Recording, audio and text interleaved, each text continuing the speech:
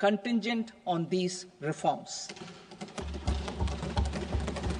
Nuclear energy mission for Vikasit Bharat. Development of at least 100 gigawatt of nuclear energy by 2047 is essential for our energy transition efforts. For an active partnership with the private sector towards this goal, amendments to the Atomic Energy Act and the Civil Liability for Nuclear Damage Act will be taken up. A nuclear energy mission for research and development of small modular reactors with an outlay of 20,000 crore will be set up. At least 5 indigenously developed small modular reactors will be operationalized by 2033. Shipbuilding. The shipbuilding financial assistance policy will be revamped to address cost disadvantages. This will also include credit notes for shipbreaking in Indian yards to promote the circular economy. Large ships above a specified size will be included in the infrastructure harmonized master list. Shipbuilding clusters will be facilitated to increase the range, categories and capacity of ships. This will include additional infrastructure, facilities, skilling and technology to develop the entire ecosystem. Maritime Development Fund. For long-term financing for the maritime industry, a Maritime Development Fund with a corpus of 25,000 crore rupees will be set up. This will be for distributed support and promoting competition. This will have up to 49% contribution by the government, and the balance will be mobilized from ports and from private sector. UDAN regional connectivity schemes. UDAN has enabled 1.5 crore middle-class people to meet their aspirations for speedier travel. The scheme has connected 88 airports, and operationalized 619 routes. Inspired by that success, a modified UDAN scheme will be launched to enhance regional connectivity to 120 new destinations and carry 4 crore passengers in the next 10 years. 4 crore additional passengers in the next 10 years. The scheme will also support helipads and smaller airports in hilly, aspirational and northeast regional districts. Greenfield airports will be facilitated in Bihar to meet the future needs of the state. These will be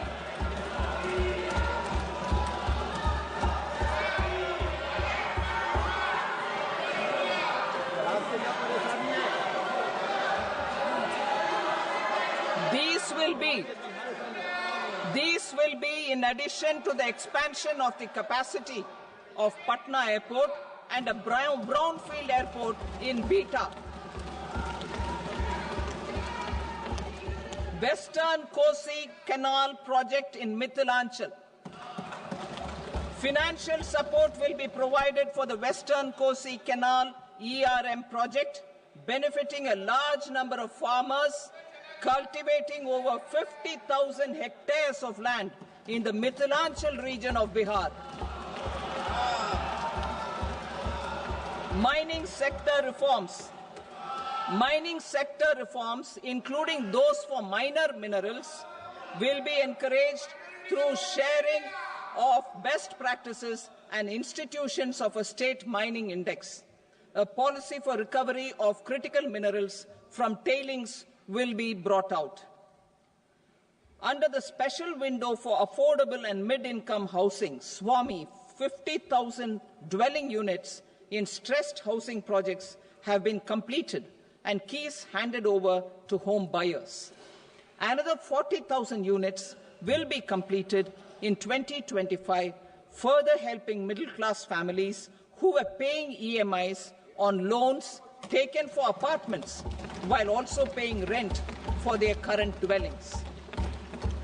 Building on this success, Swami Fund 2 will be established as a blended finance facility with contribution from the government, banks and private investors.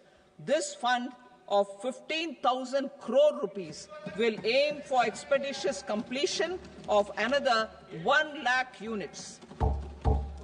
PM Gati Shakti data for private sector.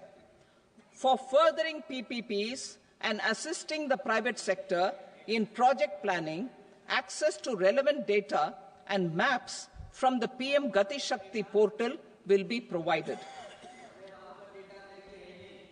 Tourism for employment-led growth. Top 50 tourist destination sites in the country will be developed in partnership with states through a challenge mode. Land for building key infrastructure will have to be provided by the states. Hotels in these destinations will be included in the infrastructure harmonized list. The following measures will be taken for facilitating employment-led growth: organizing intensive skill development programs for our youth, including in institutes of hospitality management, providing mudra loans for homestays, improving ease of travel and connectivity to tourist destinations, providing performance-linked incentives to states for effective destination management, including tourist amenities, cleanliness, and marketing efforts, and introducing streamlined e-visa facilities along with visa fee waivers for certain tourist groups. Continuing with the emphasis on places of spiritual and religious significance, in the July budget, there will be a special focus on destinations related to the life and times of Lord Buddha. Medical tourism and heal in India. Medical tourism and heal in India will be promoted in partnership with the private sector, along with capacity building and easier visa norms. Investing in innovation.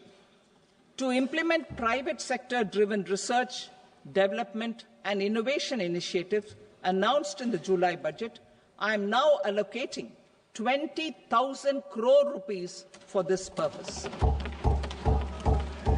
A deep tech fund of funds will also be explored to catalyze the next generation startups as a part of this initiative.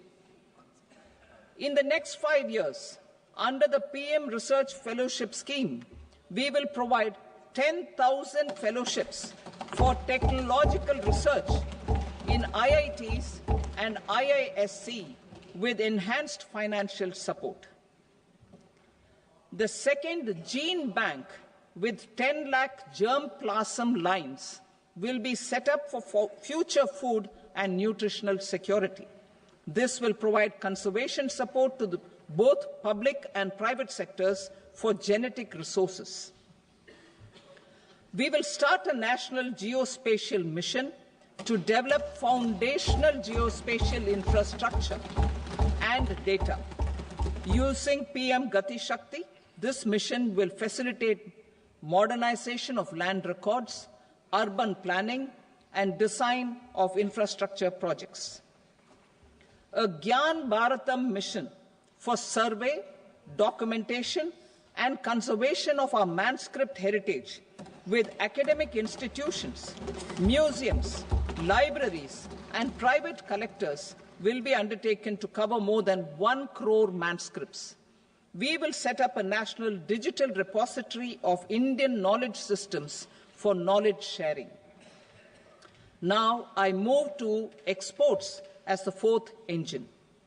We will set up an export promotion mission with sectoral and ministerial targets driven jointly by the Ministries of Commerce, MSME, and Finance. It will facilitate easy access to export credit, cross-border factoring support, support to MSMEs to tackle